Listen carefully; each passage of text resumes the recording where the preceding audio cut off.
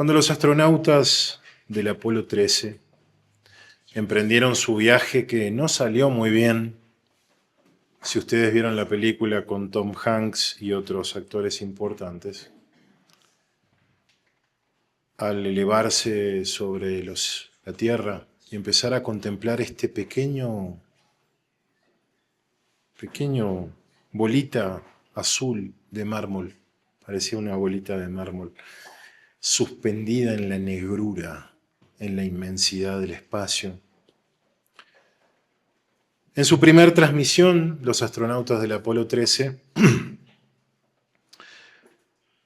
o en la noche de su primera transmisión, empezaron a recitar Génesis 1. En el principio creó Dios los cielos y la tierra. Y continuaron varios versículos maravillados de la contemplación de ese escenario. Yo no puedo subir al espacio para ver la tierra, pero sin duda puedo ver y asombrarme de la misma manera con la creación de Dios. Estamos a veces muy metidos en nuestra cotidianeidad como para pararnos a mirar.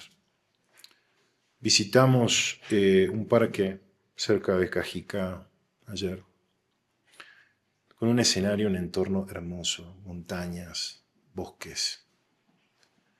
Pero no podíamos contemplar completamente, porque siempre está el hombre buscando sus distracciones del mundo. Música a un nivel altísimo, al punto que se escuchaba desde la cima de la subida a la montaña. Y elementos humanos, cortes, cuestiones que tienen que ver con entretenimiento, distracción, que siempre tienden a mover el ojo del hombre de lo que es la creación para contemplar, meditar y encontrarse con uno mismo y tratar de no tener silencio, de no tener maneras de mirar a Dios y de contemplar su creación. El hombre caído siempre está buscando acallar su vacío interior, con música, con comida, con alcohol, con entretenimiento, adrenalina, un montón de cosas que le quitan el problema de tener que estar mirándose hacia adentro y mirando hacia arriba. Pablo termina esta carta, y este es el último sermón que tendremos sobre Romanos, con una doxología, con una adoración al Señor, que dice así, Romanos 16, 25 al 27.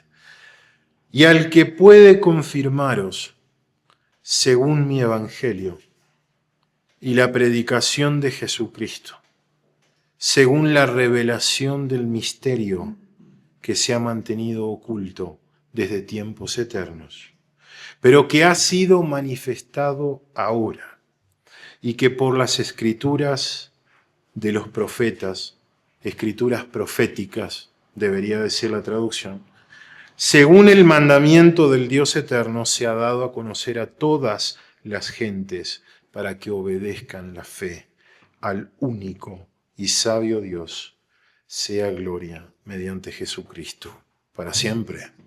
Amén. Y la doxología no es ajena a la Escritura, porque cuando el Espíritu Santo impulsa a un profeta, a un apóstol a escribir, impulsa automáticamente a adorar, porque el Espíritu testifica de Cristo. Quien no ha recibido el viento, como el ruaj, le dice lo que hoy leíamos de la conversación entre Jesús y Nicodemo, no puede contemplar. Cuando el Espíritu viene al hombre y le da vida, lo primero que hace el hombre es contemplar a Dios. Y empieza ese proceso de adoración. En la mitad de la carta, Pablo, en Romanos 11, hablando de esta situación entre Israel y el injerto de Israel, de los gentiles al árbol, dice, oh profundidad de las riquezas, de la sabiduría y de la ciencia de Dios. Cuán insondables son sus juicios e inescrutables sus caminos. Porque ¿quién entendió la mente de Dios? ¿O quién fue su consejero?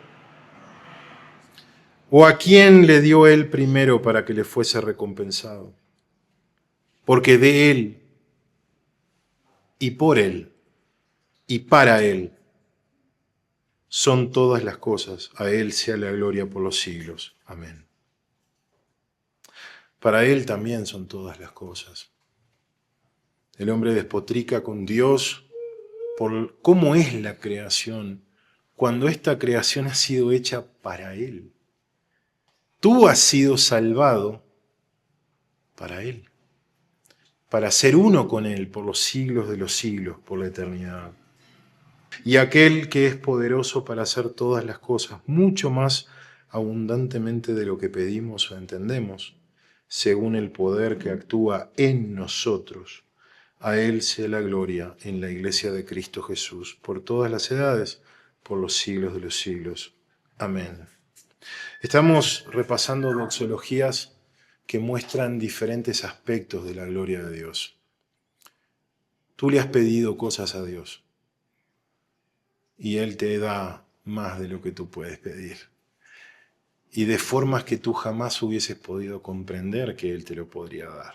Y eso también exalta y lleva al corazón del hombre a adorar al Altísimo, porque Él es más sabio que nosotros. Y al final, cuando nos rendimos ante Él, decimos, yo quiero esto, Señor, pero soy demasiado necio para saber si esto realmente es bueno para mí. Hágase tu voluntad y no la mía. Hebreos también enseña, el Dios de paz que resucitó de los muertos a nuestro Señor Jesucristo, el gran pastor de las ovejas, por la sangre del pacto eterno, os haga aptos en toda buena obra buena, para que hagáis su voluntad, haciendo Él en vosotros lo que es agradable delante de Él, por Jesucristo, al cual sea la gloria por los siglos de los siglos. Amén. Todo es en pasivo. Siempre es Él el que lo hace en nosotros. Quien nos hace aptos, quien nos trae a Él en primer lugar, quien nos santifica, quien nos reviste de dones para servir, quienes nos entrega lo que tenemos, lo que somos, para su gloria. Porque Él nos ama y nos hará a la imagen de su Hijo para su gloria. Y los 11 primeros versículos de Romanos hablan de lo mismo que los últimos 3 versículos. Lo vimos hace un ratito en la escuela dominical. Lo único fijo para el hombre de toda su obra son los inmuebles. Por eso se llaman inmuebles, ¿no? Y la imagen de los pilares o pilotes, de los cimientos, hablan de firmeza. Y tanto en los primeros versículos como al final habla de confirmarnos, es decir, arraigarnos, establecernos, hacernos firmes y perdurables. Esa es la diferencia entre un cristiano y un falso cristiano. No tiene cimientos. El cristiano no puede ir a otro lado, no puede hacer otra cosa. Y si lo hace, si cede, su corazón nunca estará contento, nunca estará feliz en el fondo, solo encontrará vacío fuera de la obediencia al Señor. Porque sus cimientos ya están arraigados. Y la obra que Cristo ha empezado en nosotros, ciertamente la culminará, tarde o temprano. Conozco muchas personas con interés religioso, mi madre es una de ellas, entre otros familiares también, que han estado por cuánta corriente filosófica en el mundo ha habido, hasta que llegan a Cristo y ven. Pero otras personas, dice Pablo a Timoteo, siempre están aprendiendo y nunca pueden llegar al conocimiento de la verdad. ¿Conocen personas así? Que pasan comprando libros y hablan de cosas profundas, de los chakras y de la meditación y del yoga y de esto y de lo otro. Siempre están cambiando de corriente. Como la canción del Cuarteto de Nos, que ya probó todas las filosofías que hay por haber, ya hizo de todo un poco. Bueno, los seres humanos sin Dios son así. Siempre están buscando algo que les llene ese vacío, nunca llegan al conocimiento de la verdad. El cristiano verdadero tiene certeza, tiene conocimiento real, experimental de la santidad de Dios. Le ha visto no con ojos físicos, sino que ha sentido su amor, su cuidado, y está lleno del deseo de ser lleno de Dios. Decía también Pablo a Timoteo, no me avergüenzo, porque yo sé a quién he creído. No dice yo sé en qué he creído. Dice yo sé a quién he creído. Y estoy seguro que es poderoso para guardar mi depósito para aquel día. Estar confirmados, hermanos, eso es lo que nos hace cristianos. Eso es lo que nos hace hijos de Dios. Oraba Pablo para los efesios, que el Dios les dé, conforme a las riquezas de su gloria, el ser fortalecidos con poder en el hombre interior por su espíritu, para que habite Cristo por la fe en vuestros corazones. Sea tabernáculo tu cuerpo de Él en el espíritu, a fin de que, propósito, arraigados y cimentados en amor, seáis plenamente capaces de comprender con todos los santos cuál sea la anchura, la longitud, la profundidad y la altura de Dios, y de conocer el amor de Cristo, que excede a todo conocimiento, para que seáis llenos de toda la plenitud de Dios. ¡Qué hermosa oración de Pablo por los creyentes! Les estaba diciendo, quiero que vivan una vida sobrenatural, que sean llenos de esa luz y de ese poder. Y Pablo amaba tanto el Evangelio que le decía mi Evangelio. Bien, muchos dicen, y tuve algunos encuentros a veces dialécticas con otros creyentes, como que el Evangelio que Pablo predicaba era distinto al Evangelio de los Evangelios, o el de Pedro. Eso es una forma vana e ignorante de justificar posiciones doctrinales que se malinterpretan de los Evangelios o de Hechos, principalmente Hechos 2, el día de Pentecostés, con todo lo que Pablo enseña después. No hay ningún otro evangelio. ¿De acuerdo? De hecho, Pablo dijo que el evangelio anunciado por mí no es según hombre, pues yo ni lo recibí ni lo aprendí de hombre alguno, sino por revelación de Jesucristo. ¿Y por qué él amaba tanto ese evangelio? Porque él vio cambiar criaturas miserables, pecadoras, maledicientes, contumaces, bestias, en hijos de Dios. El poder que tiene este evangelio, el poder de Dios en el evangelio, hace que sea el propósito mismo de la vida de Pablo. Y debería ser nosotros, en nosotros. Ese deleite y esa satisfacción que busca el mundo, la felicidad, como se vende en los medios y en las propagandas. La felicidad solo lleva al vacío. No hay significado en la vida, te lo prometo. No hay significado en la vida aparte de él. Solo encontrarás decepción y juicio. Y Romanos nos hace ese viaje, después de hablar de esto al principio y al final, nos hace ese viaje enseñándonos que la idolatría del hombre genera inmoralidad. Y nos hace todo ese paso por el pecado. Nos enseña que Dios no tiene favor hacia ninguna raza, hacia ninguna nación. Nos enseña que no hay excusa por ignorancia, porque los que con ley han muerto, por la ley serán condenados o juzgados. Y los que sin ley han muerto, sin ley también lo serán. No hay excepción de Dios por ritual o religión, por cosas que nosotros hagamos. Nos enseña que no hay justo ni aún uno. pero nos enseña que Dios es poder de Dios para salvación a todo aquel que en Él cree. Y ese es el Evangelio que proclamó Pablo. Pablo proclamó a Cristo crucificado. Para los judíos, ciertamente tropezadero, y para los gentiles locura, mas para los llamados, así judíos como griegos, Cristo es poder de Dios y sabiduría de Dios. Y le reitera a los Corintios en la siguiente carta: no nos predicamos a nosotros mismos, no predicamos de tus finanzas, de tu situación de enfermedad, no predicamos nada que tenga que ver con el hombre.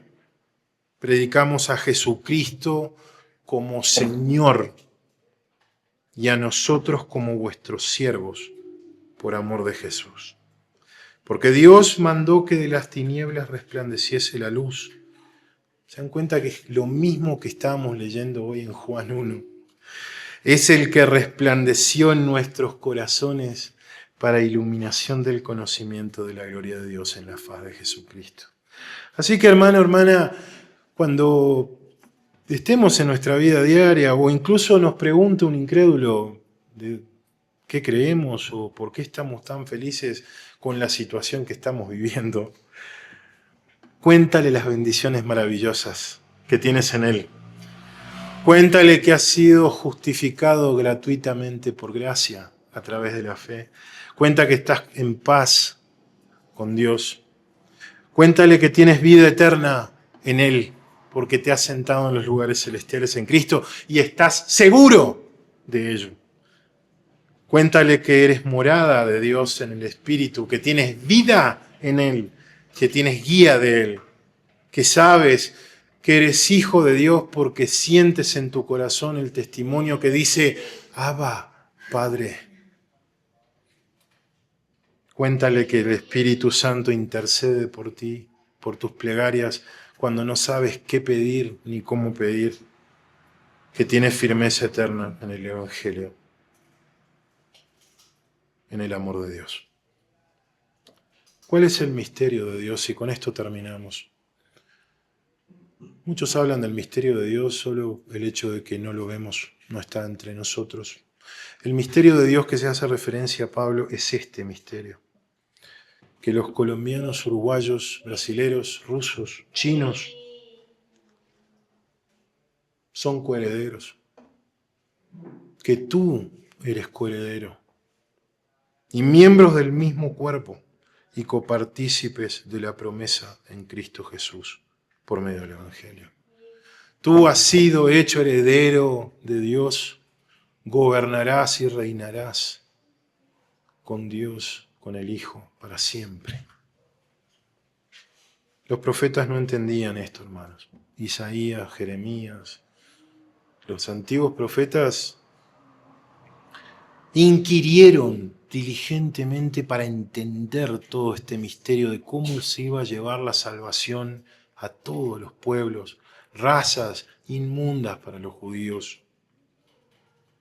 Pero el Espíritu de Cristo indicaba y anunciaba los sufrimientos de Cristo y las glorias que vendrán tras ellos.